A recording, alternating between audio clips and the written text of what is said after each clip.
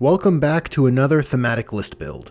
Last time we looked at the Imperial Fists, where we built a bulky, blunt anvil of a list. This time I felt like shifting gears towards something a bit sleeker, more subtle, something with a bit more finesse. This one is for the Warriors of Deliverance, the Sons of Corax. It's a Thematic List Build for the Raven Guard.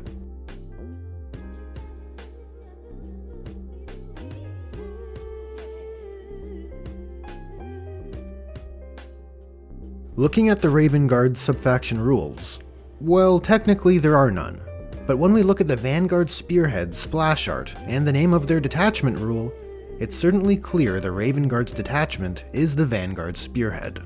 What their detachment rule provides is probably the strongest and most straightforward version of the Raven Guard chapter tactic yet. Shadow Masters penalizes enemies attacking from more than 12 inches away with a -1 to hit, and gives your units the benefits of cover.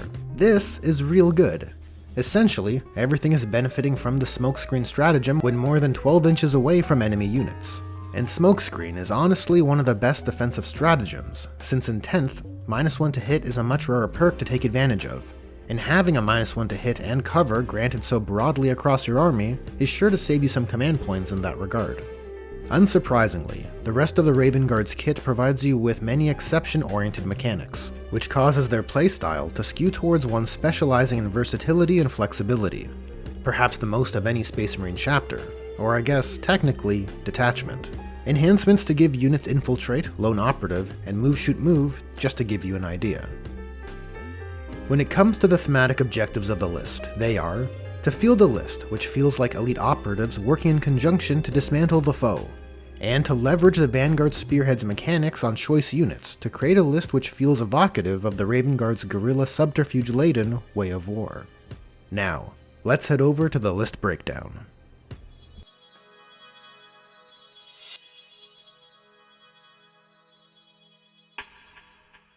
The Raven Guard may not be the fastest or most durable of the Space Marine chapters.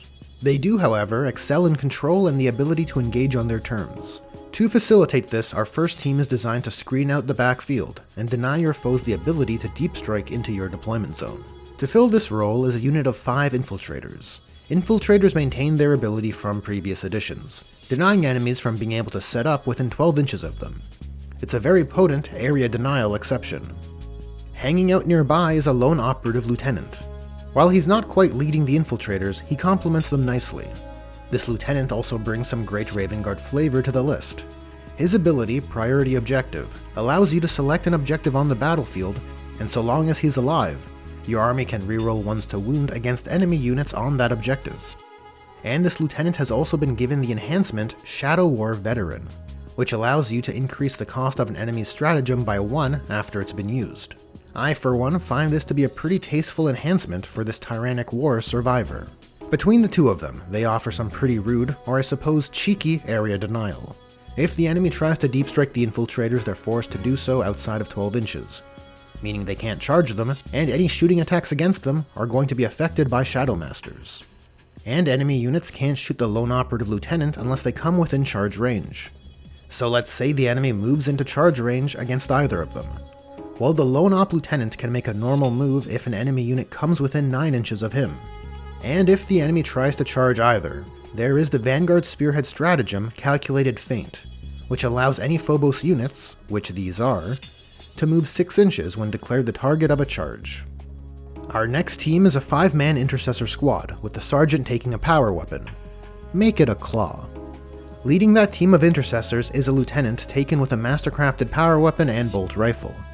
Beyond giving the intercessors lethal hits, he's also been given the enhancement the Ghostweave Cloak, which gives him stealth and lone operative. Now for clarity, this only comes into effect when his bodyguard unit is slain, which is never going to be preferred, but it's certainly plausible. And when it happens, you'll have another slippery lone operative lieutenant. That team will be making their way to the midfield in a heavy laser repulsor executioner. What's there to say? 16 wounds of toughness 12. And the likely threats against it in the early game will be at range, meaning Shadow Masters will certainly provide some value here.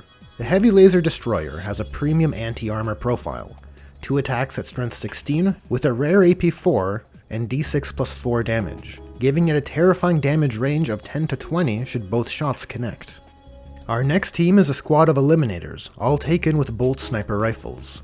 This 3-man sniper team is here to apply some threat and deter those force multiplying characters from acting with impunity, thanks to their 3 damage precision bolt sniper rifles, which, should they remain stationary, gain devastating wounds. Leading the Eliminator squad is a Phobos Librarian. Beyond having a force weapon in melee and possessing smite at range, the Phobos Libby's shrouding ability denies enemies from shooting at the Eliminators unless they are within 12 inches, granting the unit a form of lone operative.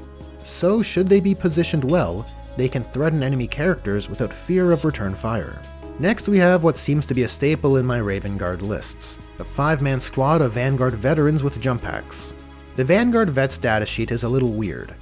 In an effort to simplify their war gear options, all 5 Vanguard veterans always have a Vanguard weapon, and their bolt pistols can be swapped to different pistol variants. Or, get this, a Storm Shield for a 4-up invulnerable save, which previously would have come at the cost of a Raven Guard Vanguard veteran's dual claw loadout, which of course would be completely unacceptable, but now, give him invulnerable saves, I guess. Offensively, the unit will have 20 Strength 5, AP 1, Damage 1 attacks, and on the charge their unique ability gives them lethal hits, which isn't too shabby. This squad will be led by the Chapter Master of the Raven Guard, Kayvan Shrike.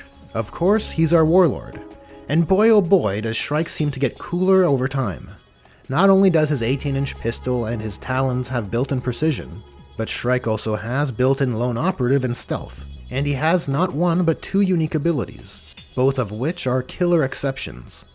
Echo of the Raven Spire is great for tactical secondaries, or just strategic repositions in general, as you leave the enemy turn and enter yours. But it's his other ability, Shadow Master, which for me sparks much fear.